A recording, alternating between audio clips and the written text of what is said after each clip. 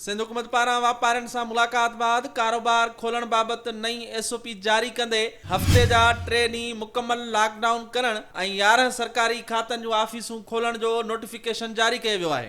Notification मूजिबि जुमे, छंछर ऐं आचर ते मुकमल लॉकडाउन हूंदो। उन दौरान रुगो आम वापे वारनि शयुनि जा दुकान खुलियल रहंदा, जॾहिं त शहरी शाम 5 वॻे खां सुबुह 8 वॻे ताईं ॿाहिरि न निकिरी सघंदा। घरू खाते पारां जारी कयल नोटिफिकेशन मूजिबि 31 मई ताईं ट्रांसपोर्ट, तालीमी इदारा, वॾा शॉपिंग मॉल, सिनेमाऊं, हजमनि जा दुकान, ब्यूटी पार्लर, होटल ऐं तफ़रीह हंध बंदि रहंदा। जॾहिं त एसओपीज़ ते अमल न कराईंदड़ मार्केट बंदि कयूं वेंदियूं। दुकाननि ते ईंदड़ ग्राहकनि में समाजी विथी कराइण दुकानदारनि जी ज़िम्मेवारी हूंदी। जॾहिं त कारोबार सुबुह 8 वॻे खां शाम 4 वॻे ताईं खुलंदो। उन खां सवाइ सियासी जलसनि तोड़े आवामी मेड़ाकनि ते बि पाबंदी हूंदी।